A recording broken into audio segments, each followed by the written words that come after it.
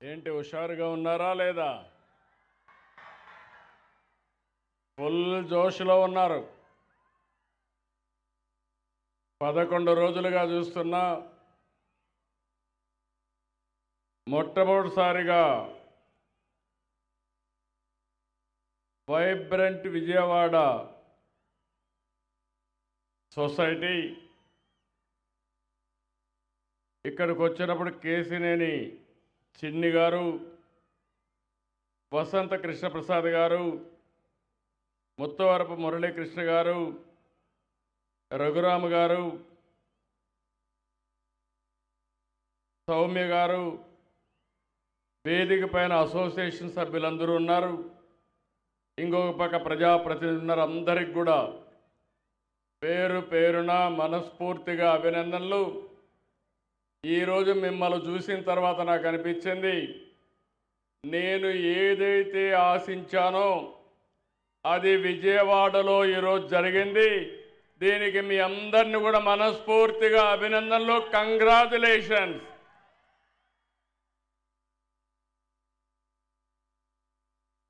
ఇటీవల కాలంలో మీరు చూస్తే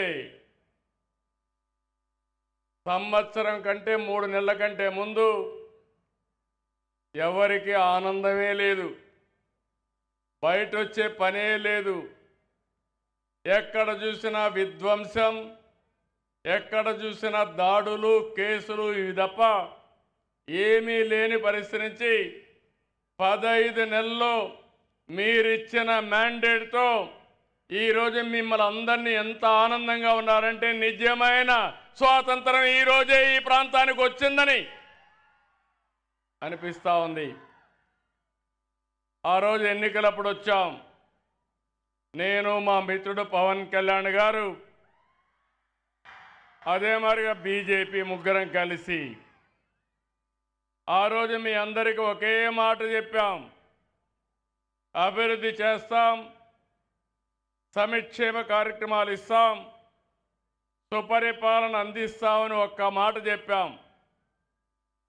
దాంతో ఎప్పుడూ రానంత విజయాన్ని మీరు ఇచ్చారు. మొత్తం చూస్తే 57% ఓట్లు, 94% అభ్యర్థుల గెలుపు. ఇది ఒక చరిత్ర. ఆ చరిత్రను చూస్తే ఈరోజు నేను ఈ 15 నెలల్లో ఒకటే ఆలోచించాను, అందరినీ హ్యాపీగా పెట్టాలి, మీ అందరి వాడిగా ఉండాలనుకున్నా. ఈరోజు మీ ఉత్సాహం చూసిన తర్వాత అనిపిస్తుంది నాకు జీవితంలో ఎప్పుడూ లేనంత ఆనందం ఉందని మీ అందరికీ విజ్ఞప్తి చేస్తున్నా.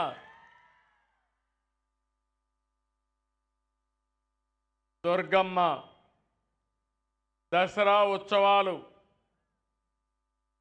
ఎంత బాగా జరుగుతున్నాయంటే, నేను మా ఆడబిడ్డలకు స్త్రీ శక్తి కింద ఉచిత బస్సు ఇచ్చాను.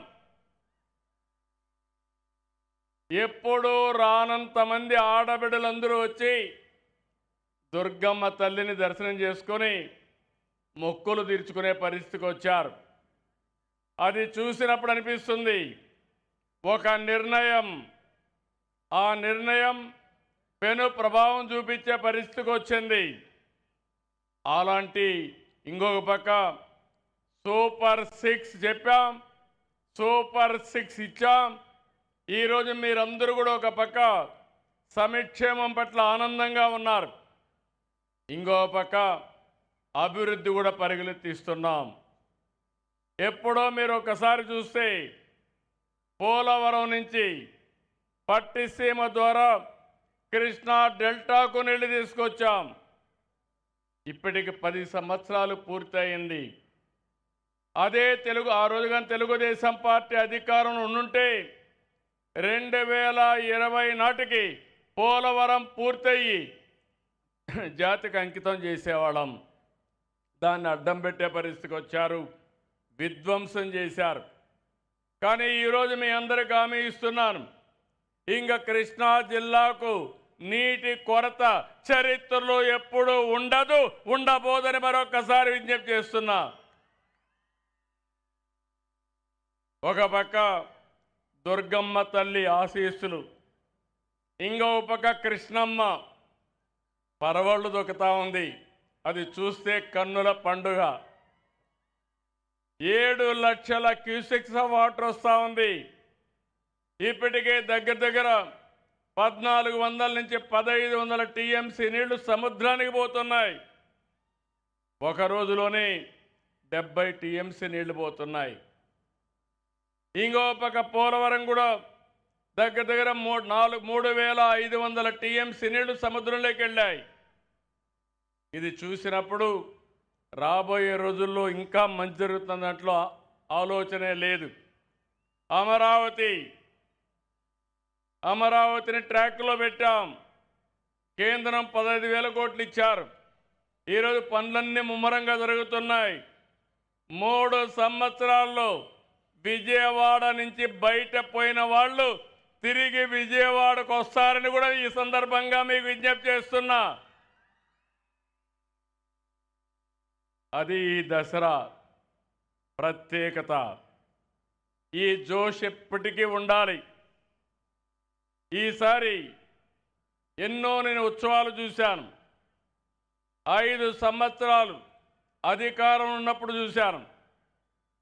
ప్రతిపక్షంలో చూస్తే ఏ రోజు కూడా ఏ పని కాకుండా ఉండే పరిస్థితి. కానీ ఈరోజు విజయవాడ ఉత్సవంతో విజయవాడ ఒక నూతన ఉత్సాహంతో ముందుకు పోతా ఉంది. అయితే ఈ విషయంలో ఒకటి గుర్తుపెట్టుకోవాలి. సంక్షేమ కార్యక్రమాలు అవసరం, అభివృద్ధి కార్యక్రమాలు అవసరం. అదే సమయంలో మనకు మానసిక ఆనందం కూడా అవసరం. ఆ మానసిక ఆనందం ఇలాంటి ఉత్సవాలే ఇవ్వగలుగుతాయని చెప్పి నేను మీకు తెలియజేస్తున్నా. మన సాంప్రదాయాలు కాపాడుకోవాలి. ఈరోజు విజయవాడ ఉంది. స్వాతంత్ర సమరంలో పోరాడిన యోధులంతా ఇక్కడి నుంచే వచ్చారు. సినిమాలో ఉండే డైరెక్టర్లు మొదలుకొని, ప్రొడ్యూసర్లు మొదలుకొని, కడాన నందమూరి తారక రామారావు గారు, అక్కినే నాగేశ్వరరావు గారు కూడా ఇక్కడి నుంచే వచ్చారు. ఘంటసాల కూడా ఇక్కడి నుంచే వచ్చారు. ఇవన్నీ మనం చూసినప్పుడు ఇది ఒక చరిత్ర. ఇక్కడ అందరూ కూడా దేశ విదేశాలకు వెళ్ళారు. బ్రహ్మాండంగా రాణిస్తున్నారు. ఇప్పుడే మిత్రులు చెప్పినట్టు ఒకప్పుడు హైదరాబాద్ నగరం, ఇక్కడి నుంచి వచ్చిన వాళ్ళే హైదరాబాద్కి వన్నె తెచ్చే విధంగా పనిచేశారు. నేను అందుకనే ఈరోజు మీ అందరినీ కోరుతున్నా, మన నృత్య రీతులు కానీ, పాటలు కానీ, జానపదాలు కానీ, సంగీతం, సాహిత్యం, కళలు ఇవన్నీ మన సాంప్రదాయంలో, సంస్కృతిలో భాగం. ఈరోజు ఆధునీకరణలో అన్నీ పోగొట్టుకుంటున్నాం. కానీ మనం గుర్తుపెట్టుకోవాల్సిన అవసరం ఉంది. ఇలాంటి కార్యక్రమాలు చేయగలిగితే మళ్ళీ అలాంటి సాంప్రదాయాలన్నీ మనం నిలబెట్టుకునే పరిస్థితి వస్తుంది. ఈరోజు నేను ఇక్కడ చూశాను, ఈ సొసైటీ ఉంది, సొసైటీ ఫర్ వైబ్రెంట్ విజయవాడ ఉత్సవాలు చేశారు. నేను ఈరోజు మీ అందరికీ విజ్ఞప్తి చేస్తున్నా, ఒకప్పుడు దసరా ఉత్సవాలంటే కలకత్తా, దసరా ఉత్సవాలంటే మైసూర్. ఈరోజు దసరా ఉత్సవాలంటే కలకత్తా, మైసూరే కాకుండా విజయవాడ కూడా. భవిష్యత్తులో ప్రపంచం మొత్తం గుర్తుండేది దసరా అంటే విజయవాడ అని చెప్పి నేను మీ అందరికీ తెలియజేస్తున్నా. ఆ స్థాయికి మనం తీసుకుపోవాల్సిన అవసరం ఉంది. ఈరోజు 6 చోట్ల విజయవాడ ఉత్సవ కార్యక్రమాలు నిర్వహిస్తే 2.5 లక్షల మంది వచ్చారు. ఘంటసాల సంగీత కళాశాల, తుమ్మలపల్లి కళాక్షేత్రం, మున్సిపల్ స్టేడియం, పున్నమి ఘాట్, ఇబ్రహీంపట్నం, గొల్లపూడి ఎక్స్పో గ్రౌండ్స్లో కళారూపాలని, ఈవెంట్లని అద్భుతంగా చేశారు. ఇన్ని ఈవెంట్లు ఇంత బాగా చేయడం అనేది అసాధారణం. కానీ ఇక్కడ చూస్తే 280 ఈవెంట్లు జరిగాయి. చరిత్రలో ఎక్కడ కూడా ఇన్ని కార్యక్రమాలు చేయడం ఇదే మొట్టమొదటిసారి. జానపద నృత్యాలు కానీ, బుర్ర కథలు, అరికథలు, తోలుబొమ్మలాట్లు ఇవన్నీ బాగా ఆకట్టుకున్నాయి. ఇంకో పక్క ఈరోజు సినిమా ఈవెంట్స్ కూడా కండక్ట్ చేసి పెద్ద ఎత్తున ముందుకెళ్లారు. ఇది కాకుండా హెలీ రైడింగ్ ఏర్పాటు చేశారు. ఇందులో కూడా ఒక 2000 మంది పాల్గొన్నారు. అన్నిటికీ అనూహ్య స్పందన వచ్చింది. ఇక్కడ నేను చూశాను 700 స్టాల్స్తో నిర్వహించిన అతిపెద్ద ఎక్స్ప్రో ఇది. విద్య, రియల్ ఎస్టేట్, ఆటోమొబైల్, వ్యవసాయం వంటి రంగాల్లో స్టాల్స్ అన్నీ ఏర్పాటు చేశారు. ఇంకో పక్క ఇప్పుడే నేను చూశాను రోబోటిక్ కిచెన్ లాంచ్ చేశారు. అది చూస్తే అనిపించింది ప్రపంచంలో మొట్టమొదటిసారిగా రోబోటిక్ కిచెన్ ఆర్టిఫిషియల్ ఇంటెలిజెన్స్ పెట్టి ఆటోమేటిక్గా చేశారంటే అది విజయవాడలో ఉండే పారిశ్రామికవేత్తల యొక్క సామర్థ్యం అని మరొకసారి మీకు తెలియజేస్తున్నా. మీరు గుర్తుపెట్టుకోవాలి, మీకు తెలివితేటలు ఉన్నాయి. కృష్ణా జిల్లాలో విజయవాడ నీళ్ళలోనే, ఈ గాలిలోనే ఆ ప్రభావం ఉంది. ఓసారి సద్వినియోగం చేసుకోరు మీరు. మీ శక్తి మీకు తెలియదు. అందుకే రాబోయే రోజుల్లో ఇలాంటి వినూత్నమైన కార్యక్రమాలు, ఇప్పుడు ఈరోజు కార్యక్రమాలు చూశాను, నేను చాలా కార్యక్రమాలు చూశాను. ఈరోజు మీరు చేసిన పని బెస్ట్ పీపుల్ని ఐడెంటిఫై చేశారు, ఏజెన్సీల్ని వాళ్ళకందరికీ అప్పచెప్పారు. ఆర్గనైజర్స్ బాగా పనిచేశారు. అందుకే ఎక్కడా జరగనటువంటి ఈవెంటు 11 రోజులుగా 280 ఈవెంట్లు కండక్ట్ చేశారంటే ఇది ఒక చరిత్ర అని చెప్పి నేను మీకు తెలియజేస్తున్నా. ఈరోజు నేను కూర్చొని కాస్త కల్చరల్ ప్రోగ్రామ్ చూశాను. వండర్ఫుల్గా డాక్యుమెంటేషన్ కానీ ప్రజెంటేషన్ చేశారు. ఇప్పుడే మేము సాంస్కృతిక కవాతుకి వెళ్ళాం. అక్కడ మీరు చూస్తే పెద్ద ఎత్తున 3000 మంది కళాకారులు పార్టిసిపేట్ చేశారు. మన ప్రాంతంలో ఉండేవాళ్ళు, వేరే ప్రాంతం నుంచి వచ్చిన వాళ్ళు బెస్ట్ ఈవెంట్ క్రియేట్ చేసి గిన్నీస్ వరల్డ్ రికార్డు కూడా ఇప్పుడే మనకు సర్టిఫికెట్ ఇచ్చారంటే ఇది ఒక చరిత్ర అని చెప్పి కూడా నేను మీకు తెలియజేస్తున్నా. ఇలాంటివన్నీ చూసినప్పుడు 1000 మందికి పైన డప్పు కళాకారులు వచ్చారు. వీరనాట్యం, పులివేషాలు, గరిడి, గరగలు, కోలాటం, కర్రసాము, యుద్ధ కళలు, దింస, కొమ్ముకోయ వంటి కళలను ప్రదర్శించారు. సన్నాయి, శంఖానాదాలతో బ్రహ్మాండమైనటువంటి శోభను తీసుకొచ్చారు. భజన బృందాలు, తప్పెట గుళ్ళు, పగటి వేషాలు, బుట్ట బొమ్మలు, బేతాళ సెంట్లు, కాళిక వేషాలు, కాంతార వేషధారణతో బ్రహ్మాండంగా ఆకట్టుకునే పరిస్థితికి వచ్చారు. పోతురాజులు, కేరళ డ్రమ్స్, పూణే నాసిక్ డోల్, బొంబాయి కాళి వంటి కళారూపాలు భిన్నత్వంలో ఏకత్వాన్ని, జాతీయ సమగ్రత చాటే విధంగా బ్రహ్మాండంగా ప్రదర్శించే పరిస్థితికి వచ్చారు. ఇలాంటివన్నీ మనం చూసినప్పుడు నాకు అనిపిస్తుంది మనకు అన్ని వనరులు ఉన్నాయి. ఈ రాష్ట్రంలో రాబోయే రోజుల్లో దేశంలో మీరు చూస్తే టెంపుల్ ఎకానమీ అనేది చాలా కీలక పాత్ర పోషిస్తుంది. దీనివల్ల 5 లక్షల కోట్ల పైన జిఎస్టిపి కాంట్రిబ్యూషన్ వస్తుంది ఒక్క టెంపుల్ ఎకానమీ అంటే దేవాలయాల నుంచి అని చెప్పి మీకు తెలియజేస్తున్నా.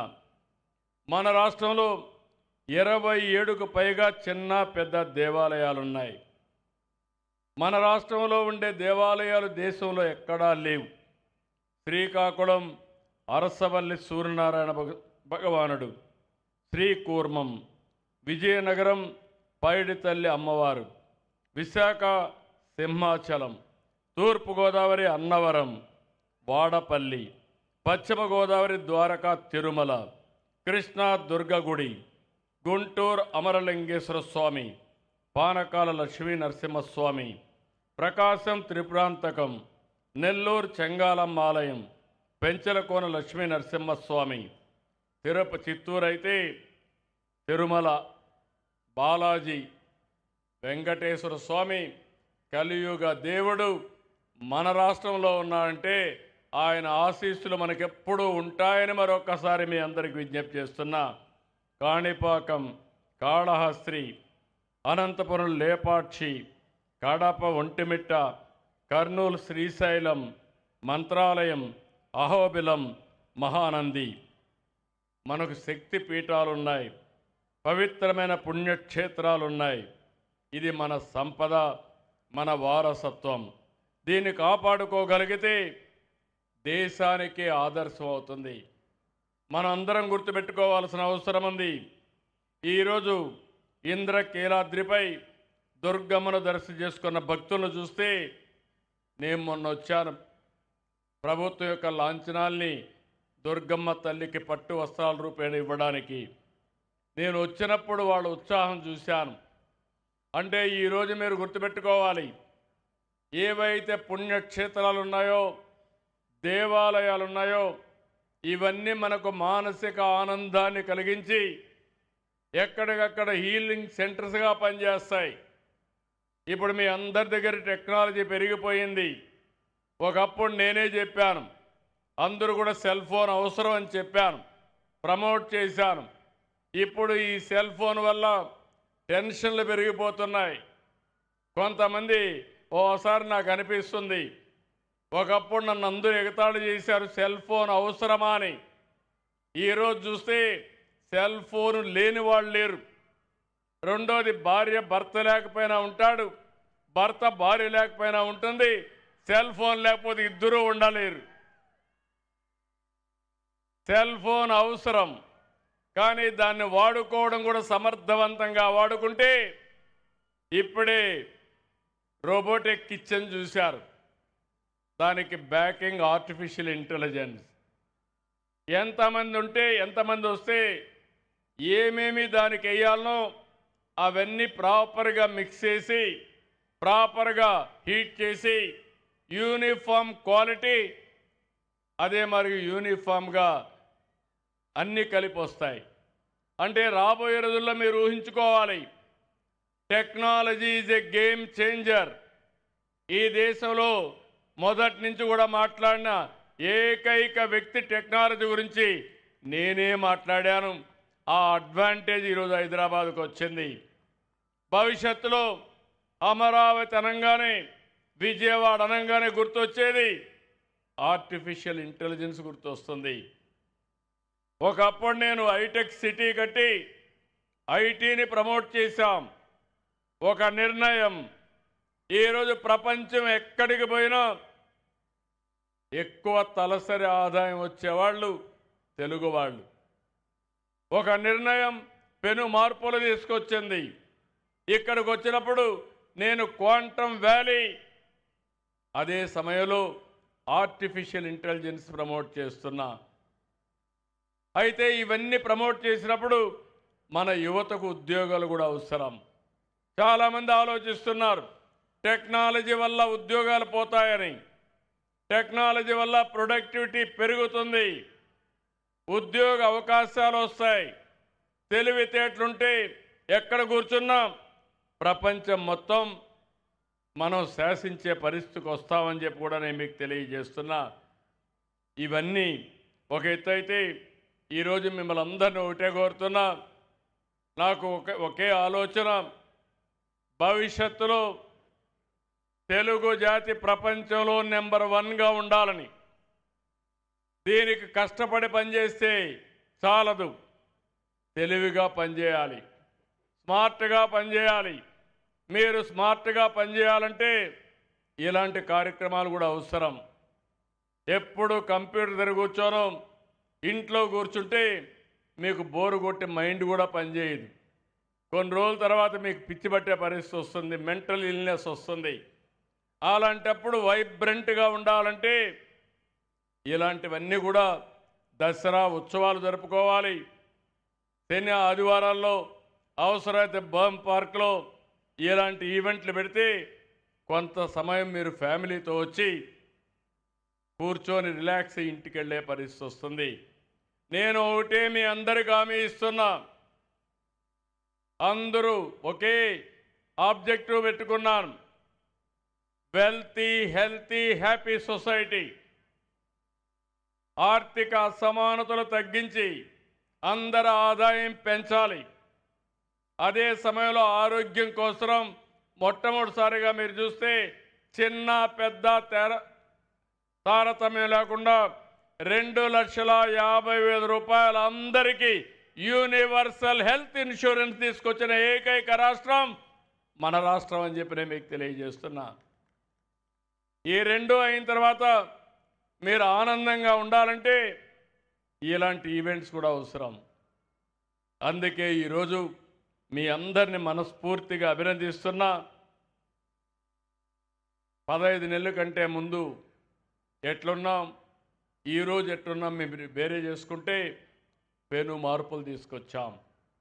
అయితే దీని నుంచి మీరు విభిన్నంగా ఆలోచించే పరిస్థితి రావాలి, వినూత్నంగా ఆలోచించే పరిస్థితి రావాలి. వినూత్నమైన రీతిలో అనేక విషయాల్లో ముందుకు పోవాలి. అందుకే నేను ఒక మాట చెప్పాను, ఒకప్పుడు ఒక ఇంటికి ఒక ఐటీ ఉండాలని చెప్పాను, దానివల్ల ఫలితం వచ్చింది. ఈరోజు నేను చెప్పేది ప్రతి ఒక్క ఇంట్లో ఒక ఆంట్రప్రెన్యూర్ తయారు కావాలి, ఒక పారిశ్రామికవేత్త తయారు కావాలి. అది అసాధ్యం కాదు. ఒక ఎంఎస్ఎంఈ ప్రతి ఒక్క ఇంట్లో పెట్టుకుని వ్యవసాయ ఆధారం కావచ్చు, మనకు ఉండే వనరుల ఆధారం కావచ్చు, మనం తయారు చేయగలిగితే అన్ని విధాలా బాగుపడతాం. అది జరగాలంటే కొంతమంది వినూత్నంగా ఆలోచించే పరిస్థితులు రావాలని నేను ఒకటే చెప్తున్నా. నా జీవితాశయం ఒకటే, ఎవరికి ఇవ్వని గౌరవం మీరు నాకు ఇచ్చారు, అన్ని ఎన్నికల్లో గెలిపించారు, నా మీద నమ్మకం పెట్టుకున్నారు. ఈ నమ్మకాన్ని ప్రతి ఒక్క వ్యక్తిని పైకి తీసుకొచ్చే బాధ్యత తీసుకొని మీరందరూ ఆనందంగా ఉండడానికి, ఆర్థిక అసమానతలు తగ్గించి పైకి తీసుకురావడానికి ఏమేం చేయాలో అవి చేస్తా. మీరు కూడా సహకరించమని మరొక్కసారి మిమ్మల్ని అందరినీ కోరుకుంటున్నా. ఈరోజు మీరు చేసే సహకారం చూస్తున్నాను. చిన్న పిల్లలు ఫస్ట్ క్లాస్ స్కూల్కి వెళ్తే తల్లికి 15,000 రూపాయలు తల్లికి వందనం కింద ఇస్తున్నాం. నేను ఒకే మాట చెప్పాను, ఎంతమంది పిల్లలుంటే అంతమంది పిల్లలకి ఇస్తామని. 6 మంది పిల్లలుండే తల్లికి 1,05,000 రూపాయలు వాళ్ళ అకౌంట్లో వేసామంటే అది ఈ ప్రభుత్వం మీ పట్లుండే అభిమానం అని చెప్పి నేను మీకు తెలియజేస్తున్నా. ఇలాంటివి అనేక అన్నదాత కార్యక్రమం ఎన్ని తీసుకొచ్చాం. మీరు ఆశీర్వదించండి, సహకరించండి. మీరు కూడా చెప్పింది దీని ముందుకు వస్తే ఎప్పుడు మీరు ఆనందంగా ఉండే సమాజాన్ని నిర్మాణం చేస్తామని చెప్పి నేను మీకు తెలియజేసుకుంటూ ఈరోజు మళ్ళీ చెప్తున్నా, నా జీవితంలో చాలాసార్లు చూశాను కానీ విజయవాడ ఈ 11 రోజులుగా ఫుల్ జోష్లో ఉంది. చాలా ఆనందంగా ఉన్నారు. అందరికీ ఈవెంట్ కండక్ట్ చేసిన వాళ్ళందరినీ పేరు పేరున మీరు అభినందించాలి. గట్టిగా చప్పట్లు కొట్టి మీ ఆమోదాన్ని, మీ అభినందనల్ని తెలియజేయండి. అదే మనం ఇచ్చే పెద్ద కానుక. వాళ్ళకి ఉత్సాహం వస్తుంది. సొంత పనులు చేయడం కాకుండా 1 గంట 2 గంటల దినానికి సమాజం కోసం పనిచేసే పరిస్థితికి వస్తారు. అందుకే వీళ్ళ పేర్లు నేను చూశాను, మురళి కానీ మిగిలిన అందరి పేర్లు చూశాను. ప్రజాప్రతినిధులతో కలిసి ఎవరైతే విజయవాడలో ఉండి పైకి వచ్చారో వీళ్ళందరూ కూడా దీంట్లో భాగస్వాములు అయ్యారు. వాళ్ళందరూ వండర్ఫుల్ ఈవెంట్ క్రియేట్ చేశారు. వారిని కూడా అభినందిస్తూ ఈ ప్రభుత్వం మిమ్మల్ని అందరినీ ప్రోత్సహిస్తాం. ముందుకు రావాల్సిందిగా మరొక్కసారి అందరికి విజ్ఞప్తి చేస్తూ ఇక్కడికి వచ్చిన మిమ్మల్ని అందరినీ పేరు పేరున మరొక్కసారి అభినందిస్తూ అందరికీ నమస్కారాలు. Thank you. మరొకసారి చెప్తున్నా, thank you Vijayawada. Well done. అందరి ప్రజలకందరికీ అభినందనలు. Thank you. Thank you. గౌరవనీయ ముఖ్యమంత్రి వారిలు నాయుడు గారికి ప్రత్యేకమైనటువంటి కృతజ్ఞతల్ని తెలియచెప్తూ ఉన్నాము. శ్రీ ముత్తవరపు మురళీ గారు, president for the society of vibrant